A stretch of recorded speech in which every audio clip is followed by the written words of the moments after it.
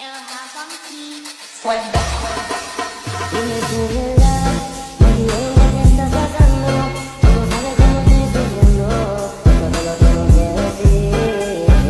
Cuéntame, tu despedida para mí fue dura. Será que te llevo a la luna y yo no supe hacerlo así. Te estaba buscando por la calle gritando, eso me está matando. Oh no. Oke baik, assalamualaikum warahmatullahi wabarakatuh. Perkenalkan, nama saya Khairul. Di sini saya dari kelompok 1 dari Makul Kewarganegaraan, yaitu membuat sebuah tugas video tentang penegakan hukum yang berkeadilan, khususnya di Indonesia juga yang harus kita bahas. Yang pertama adalah penegakan hukum yang berkeadilan. Penegakan hukum yang berkeadilan menjadi pondasi penting bagi negara yang mengunjungi tinggi supremasi hukum. Jadi penegakan hukum yang berkeadilan itu sangat penting bagi sebuah masyarakat rakyat, karena kebebasan daripada hukum itu harus kita terapkan dan harus kita lanjutkan dan harus kita mempunyai dasar-dasar dalam segi hukum. Karena kalau misalkan hukum ini tidak didekatkan atau tidak dituntaskan secara pihak, secara baik, maka hukum ini akan tidak berguna dan tidak berlaku, khususnya bagi masyarakat yang ada di negaranya atau yang ada di Indonesia juga, seperti itu. Untuk yang kedua adalah penerapan prinsip keadilan, keadilan prosedural.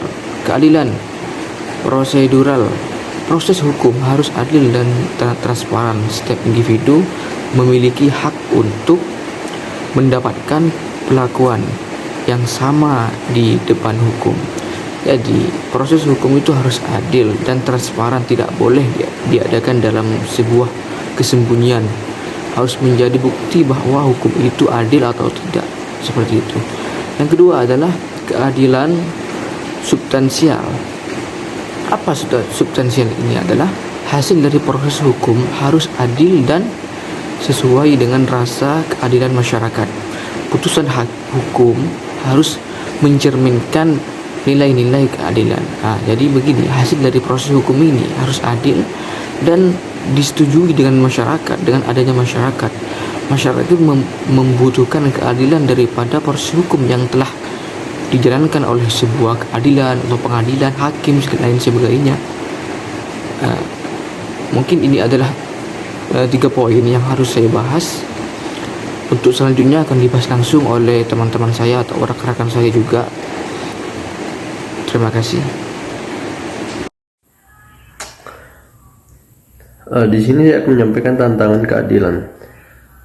Ada beberapa poin yang dapat saya sampaikan. Pertama, kesenjangan sosial dan ekonomi dapat menyebabkan akses terhadap keadilan yang tidak merata. Kita tahu itu. Kedua, ada korupsi. Korupsi dalam sistem peradilan dapat menghambatnya terwujudnya keadilan dan kepercayaan publik.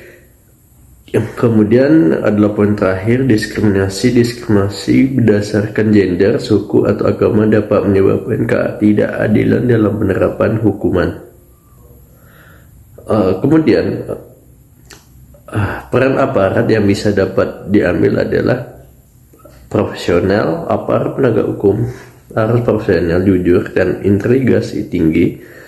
Mereka harus bertindak sesuai dengan kode etik dan hukum. Kemudian bersih. Para penegak hukum harus bebas dari korupsi dan tidak berpengaruh dari pihak tertentu. Keadilan harus menjadi prioritas utama mereka. Kemudian yang terakhir, yaitu poin ketiga, berpihak. Aparat penegak hukum harus berpihak pada keadilan dan melindungi hak asasi manusia. Baik, saya akan melanjutkan dari rekan saya, di mana saya akan menjelaskan budaya hukum. Yang pertama ada meningkatkan kesadaran hukum masyarakat agar memahami hak dan kewajiban mereka. Ya, jadi hukum itu tidak bisa berjalan jika masyarakatnya itu tidak paham apa hak-hak mereka sendiri terhadap hukum. Selanjutnya yang kedua, mendorong partisipasi aktif masyarakat dalam pengawasan penegakan hukum. Jadi memang hukum itu harus memang punya partisipasi dengan masyarakat ya, karena memang hukum masyarakat yang ikut andil atau berpartisipasi itu tidak akan berjalan dengan lancar ya. Terus selanjutnya ada membangun sistem hukum yang adil dan transparan. Sistem hukum yang adil dan transparan ini sudah memang ada di setiap negara ya, yang dimana memang harus berlaku adil gitu. Setiap hukum memang harus berlaku adil dan transparan. Itu memang harus ditegakkan di Indonesia ini, yang kebetulan atau memang mengingat di Indonesia ini memang negara yang memiliki berbagai macam agama, intinya berbagai macam suku juga, maka memang harus adil dan transparan. Baik, selanjutnya saya akan menjelaskan tentang keadilan gender ya. Yang pertama itu ada kesetaraan. Menjamin kesetaraan gender dalam proses hukum, akses terhadap keadilan dan perlakuan yang sama ya. Sekarang itu yang lagi viral itu adalah artis yang korupsi sebanyak 271 triliun ya, kurang lebih itu, saya tidak tahu, lupa ya, intinya 200 lebih lah gitu. Dan itu cuma mendapat hukum 6 tahun penjara dan juga denda 200 miliar, tidak sampai 1 triliun. Sedangkan ada orang tukang kayu yang mencuri, itu dendanya 10 tahun. Di mana keadilan di Indonesia? Nah, di situ saya tegaskan kepada hukum untuk menyetarakan keadilan hukum ya, karena memang itu dari segi pemandangan batin saja itu sudah tidak adil gitu ya, untuk menegakkan hukum. Jadi di Indonesia ini masalah keadilan atau kesetaraan itu masih kurang banget, makanya perlu diperbaiki lagi. Nah, selanjutnya ada perlindungan, memberikan perlindungan khusus bagi perempuan dan anak dalam kasus kekerasan dan diskriminasi. Mengingat di Indonesia ini adalah negara yang tidak tahu menyebutnya, ada pembunuhan anak, pembuangan bayi, atau kekerasan pada istri, kekerasan pada perempuan, itu sudah sering kali terjadi, bukan hanya setiap tahun, tapi setiap bulan pasti ada itu. Walaupun di beda-beda provinsi itu pasti ada yang kekerasan kepada anak, kekerasan kepada perempuan. Nah, makanya di sini menegaskan lagi hukum untuk memberikan perlindungan lebih kepada orang-orang yang lemah ya. Anak-anak dan perempuan itu adalah orang-orang yang lemah ya. Untuk caranya itu ditingkatkan lagi, karena memang keadilan gimana caranya memberikan keadilan ini ya, berikan hukuman, ancam gitu, biar mereka itu takut gitu ya. Tapi kembali ke manusia itu sendiri, kalau memang sudah tidak sadar dia berbuat kejahatan, maka dia itu tidak akan takut pada siapa-siapa ya. Setidaknya hukum itu memberikan peringatan gitu kepada masyarakatnya gitu. Kalau membuat kekerasan seperti ini, maka hukumnya seperti ini gitu. Selanjutnya ada pengembangan, meningkatkan peran perempuan dalam sistem peradilan seperti hakim, jaksa, dan polisi perempuan. Jadi pengembangannya itu tidak membeda-bedakan. Kayak misalnya contohnya, kalau jadi hukum itu nggak boleh perempuan, harus laki-laki, nggak boleh. Jadi harus disetarakan gitu. Kalaupun laki-laki bisa menjadi polisi, maka perempuan juga bisa jadi polisi. Sebaliknya kayak jadi jaksa, itu enggak harus laki-laki. Perempuan juga bisa maju. Perempuan juga punya peluang untuk menjadi jaksa itu. Baik, terima kasih. Selanjutnya akan diteruskan oleh teman saya. Baik, di sini saya akan melanjutkan sinergi dan kolaborasi. Yang pertama, sinergi adalah kerjasama antara dua atau lebih pihak yang menghasilkan hasil yang lebih besar dibandingkan jika mereka bekerja sendiri-sendiri. Sinergi menggabungkan kekuatan masing-masing untuk mencapai tujuan bersama secara maksimal. Terus lanjut ya, kolaborasi adalah proses kerjasama antara individu atau kelompok untuk menyelesaikan tugas atau mencapai tujuan tertentu dengan saling berbagi ide, sumber daya, dan tanggung jawab. Kolaborasi menekankan pada koordinasi dan komunikasi yang baik.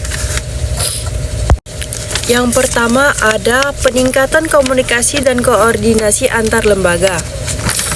Langkah ini bertujuan untuk menyelaraskan tugas, wewenang, dan strategi antar lembaga seperti kepolisian, kebijaksanaan, dan pengadilan. Dengan komunikasi yang efektif, proses penegakan hukum dapat berjalan lebih efisien, mengurangi tumpang tindih tugas, dan mempercepat penyelesaian kasus. Yang kedua, ada kerjasama dengan organisasi masyarakat dan akademisi.